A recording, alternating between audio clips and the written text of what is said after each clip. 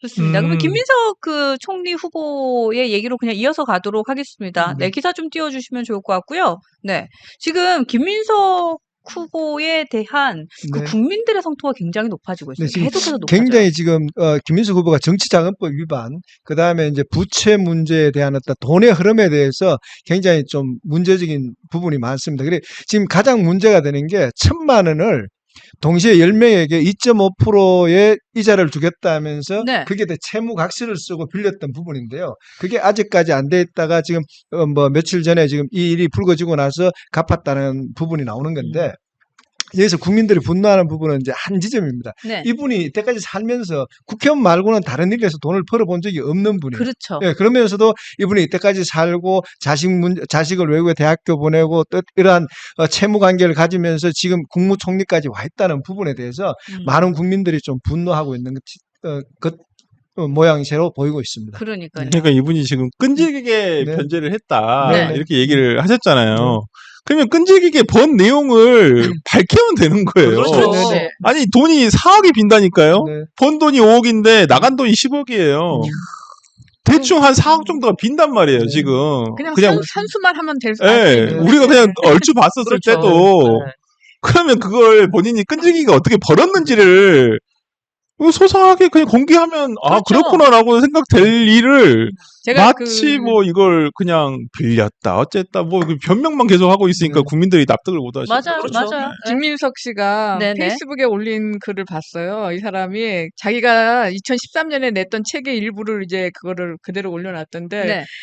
여기에 뭐라고 시작하냐면 난 첫 문장부터 너무 웃겼어. 첫 문장이 뭐냐면 네. 사실 나는 돈에 대한 묘한 결벽증이 있다. 뭐라고요? 자기는 돈에 대한 묘한 결벽증이 있대요. 묘하다. 네, 그래서 묘하네. 의원 생활 6년 동안 나랏돈 쓰는 것이 싫어서 외국 정부에서 용돈까지 다 주면서 초청하는 경우를 빼고는 국회 차원의 외유는 한 번도 나가지 않고 다 뿌리쳤다. 자, 이런 식으로 진행되는데 저는 정말 이 사람들에게는 이 묘한 결벽증이 아니고 굉장히 묘한 선민의식이 있어요. 그래가지고서는 자신들이 한 것은 자신들은 언제나 옳고 언제나 정의로운 민주화 투사, 민주화 세력이기 때문에 자신들의 잘못 이런 식으로 드러나는 수상한 재산 증식 이것에 대해서 문제를 제기하는 것은 부당한 정치 탄압이고 또 그다음에 여기 수사를 하겠다 그러면 이건 정치 검찰의 증거 조작이고 항상 이런 식으로 맞아요. 얘기하는 정말 그런 내로남불의 위선이 체질화되어 있는 사람들인 것 같다는 맞습니다. 생각을 했습니다. 맞네요, 그러니까요. 맞네요. 이번에 지금 김민석 지금 총리 후보나 지금 보면은 또 누구죠? 이한주. 네, 그분 같은 경우 지금 딱 나오자마자 그러니까요. 국민들은 다 생각을 하세요. 다 떠올리세요. 누구를 떠올리죠? 조국. 전 장관을 바로 떠올리는 거예요. 결국 조국 전 장관이 무슨 결과를 초래했습니까? 결국에는 윤석열 정부의 1등 공신이에요. 탄생에. 지금 보면은 제가 그래서 어제 이걸 보면서 네. 아, 민주당은 매번 왜 이럴까라 생각을 하다가 이것저것 찾아봤는데 2019년도에 독일에서 대학교에서 발표한 연구 논문에 따르면요. 이 정치인의 위선은 그 개인에 대한 평가뿐만 아니라 그가 소속했던 정당에 대한 투표 의향까지 부정적인 영향을 미친다고 해요. 실제로도. 결국에 보면은 이런 위선적인 행동들이 드러나봤자 결국에는 안 좋은 게 이재명 정부에만 안 좋다. 저는 그렇게 하면은 결국에는 국민의힘이 자동적으로 힘이 실릴 것 같은데 우리가 항상 저 사람이 잘못돼서 이 정당이 국민에게 선택을 받고 이거는 좀 타파해야 되지 않겠습니까? 예. 근데 이거 문제라고 봐요. 그쵸. 예. 그럼 네.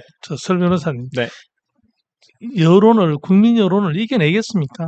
낭만시키고 지금 이겨내려고 하시는 것 같은데요. 되게 분위기가 강해 그렇게 보여요. 가지. 스탠스는 지금 네. 거의 뚫고 가겠다라는 생각으로 하고 계시는 것 같아서 쉽지는 않을 것 왕수 같아요. 민정수석도 네. 낙마하고 이랬지 않습니까? 근데 거기는 정치인이 아니잖아요. 네네. 정치인하고 비정치인은 DNA가 틀리거든요. 네, 김민수 그리고 항상 총리들 보면 현역 불패라는 게 있잖아요.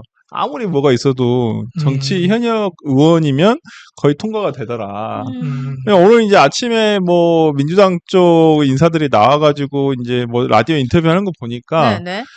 그렇게 큰 문제라고 일단 인식을 안 하는 것 같고 알면서도 일단 그렇게 말을 하는 것 같긴 한데 그리고 우리가 정부가 이제 출범했는데 초대 총리에 대해서는 좀 협조해줘야 되는 거 아니냐 야당 입장에서도 뭐 우리가 충분히 다 할 수 있지만 거기에 대해서까지 우리가 과거에 한덕수 해준 것처럼 좀 이렇게 협조해줘야 되는 거 아니냐라는 어떤 그런 생각이 기저에 깔려 있더라고요. 그래서 아마 제가 봤을 때는 그냥 이대로 통과될 것 같아요. 쭉 청문회 진행되고 아니 오히려 국민의힘에서는 낫죠. 오히려 이렇게 해주면 그나마 어부지리도 아니지만 일단 반사 이익이긴 합니다만은 그러니까요. 반사 이익도 제대로 못 담아서 참 안타깝긴 합니다만은 뭐 저는 뭐 이게 이재명 정부에 그렇게 좋은 것은 아니겠는데 그렇죠. 뭐 잘 되라고 내가 기도하는 것은 아니니까요. 네, 뭐 알아서 하십시오. 네, 그런데 이런 걸 이래 보면 진보에서는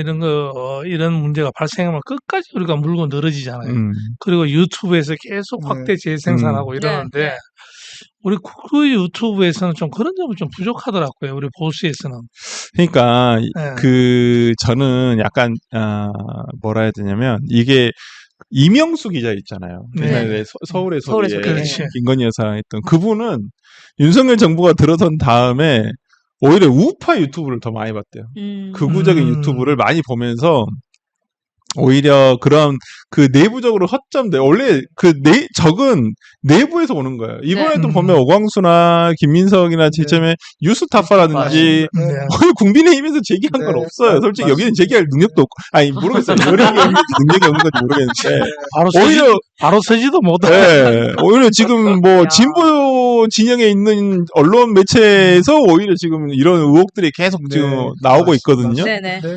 그러니까 여기도 마찬가지예요. 그러니까 그런 분들이 있어야죠. 그러니까 오히려 지금 좌파 진보 진영 유튜브라든지 이런 걸 다 스크리닝 하면서 이 내부의 어떤 정보라든지 이런 거 내부에서 나오거든요. 근데 이게 네. 상대 진영에서는 관심이 없으니까 그냥 맞아요. 지나가 버린단 말이에요.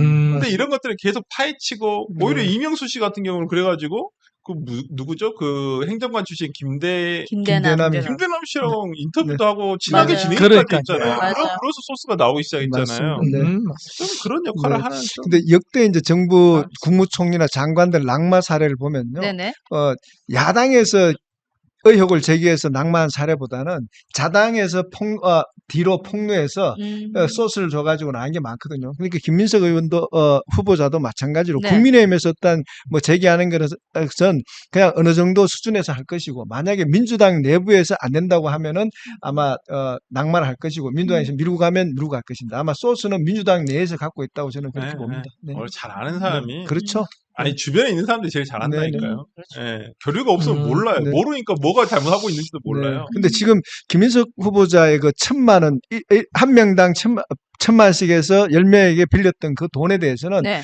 강모 씨라는 부분이 이번 선거대책위원회에서도 중책을 맡았고 또 그분 주변 인사들하고 연계가 돼 있었고 맞아요. 그다음에 이제 이자율이 돼 있었는데 이자를 줬다는데 그런 부분까지 만약에 이제 자료 제출 요구하게 되면은 사실 저게 굉장히 큰 문제가 될 소지가 그럼요. 있습니다. 금액이 크고 적고를 떠나가지고 후보자가 거짓말을 했다는 것에 대해서 아마 이제 국민의 여론이 좀 반대 여론이 거세지지 않겠냐. 제가 그렇게 어떤 봅니다. 진영 네. 나뉘지 않고 지금 김민석, 그러니까 네. 민주당 진영에서도 네. 아마 지지자들이 그렇게 여론이 좋은 편은 아닌 걸로 알고 그러니까요. 있어요. 네네. 김민석 지금 후보자에 대해서. 음.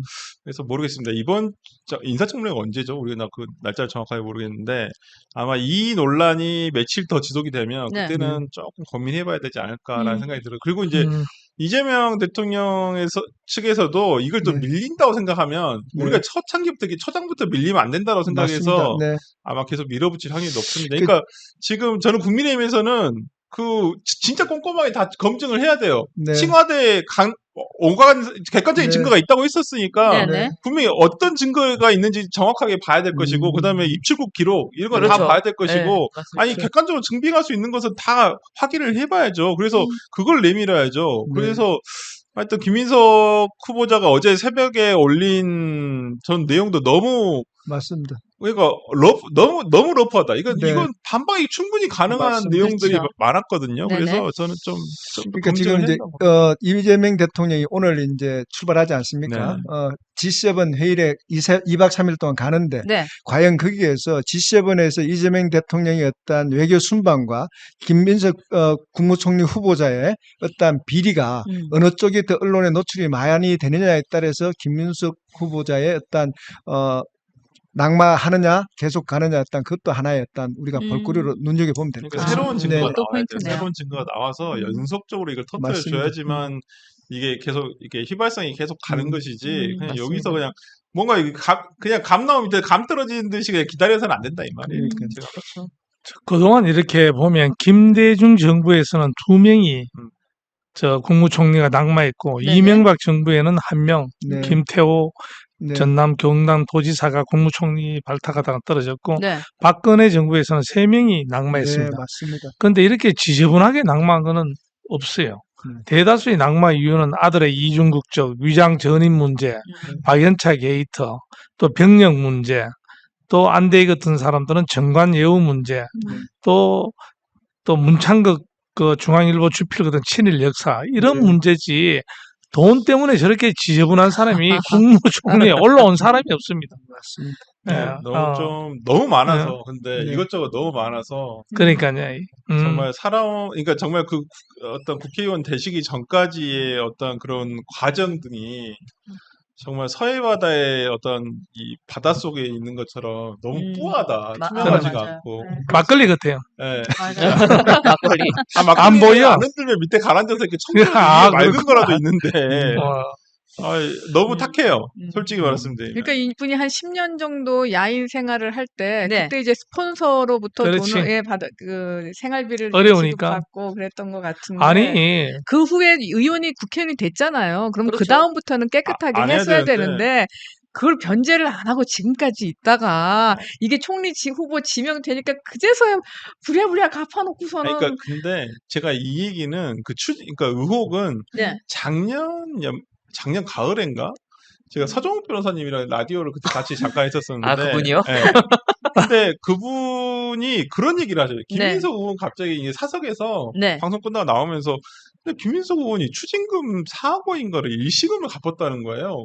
야, 근데 요거 좀 이상하지 않냐? 뭐 그러더라고. 2억인가 4억인가. 추징금을 일시납을 했다는 거예요. 그래서, 아니, 국회의원 월급이라는 게 1년에 연봉이 1억이고. 그렇죠. 그래도 본인이 쓰는 돈이 있을 텐데. 그렇죠. 도대체 돈이 어디서 나서 이게 갑자기 그 추징금을 일시납을 했는지 모르겠다. 자기도 한번 이거 진짜 한번 관심 있게 들여다봐야 되겠다 생각을 말을 했거든요, 저한테. 네네. 그 기억이 나더라고요. 그러니까 그때부터 약간 이거에 대해서, 왜냐면 이 재산 공개 내역을 보면 알거든요. 우리가 그렇죠. 그 후보자 등록을 할 때. 근데 그래서 서정호 변호사님 그때 그 얘기 했던 기억이 나요. 그래서 나도 이번에 사건이 불거졌을 때 이걸 눈여겨보고 있는 사람들이 과거에서부터 있었다고 한다면 이거 쉽게 넘어갈 문제는 아니겠구나. 이 생각이 좀 들더라고요. 아니 아까 변호사님 그 이명수 기자 얘기를 좀 하셨는데, 그러니까 서정훈 변호사님은 이런 걸 팠어야지 그때. 그렇죠. 이런 걸 팠어야지 어마한 걸 파고 다니세요 진짜. 이제 뭐 엄한 얘기하고 김민석 다니시고. 의원이 뭘 할 때는 아니었었고, 네. 그러니까 최고위원 할 때였었으니까 그냥 뭐 그걸 이슈화 시키기는 조금 뭐 했겠지만 이번에 나오니까 그렇게 저도 그때 그 말씀했던 기억이 나더라고요. 그래서 참 이런 분들은 이런 걸 또 관심 두고 있고 그때 당시엔 제가 그 생각했거든요. 이걸 누가 선거 다 끝났는데 이거 후보자 등록 이거 공개한 재산이나 채무나 이런 걸 그렇죠. 확인해 보면서 이것을 근데 그걸 확인해 보시니까 그랬다고 하더라고요. 그래서 야, 참 신기하다. 저건 속으로 그때 생각이 들었었거든요. 근데 그래서 이상하게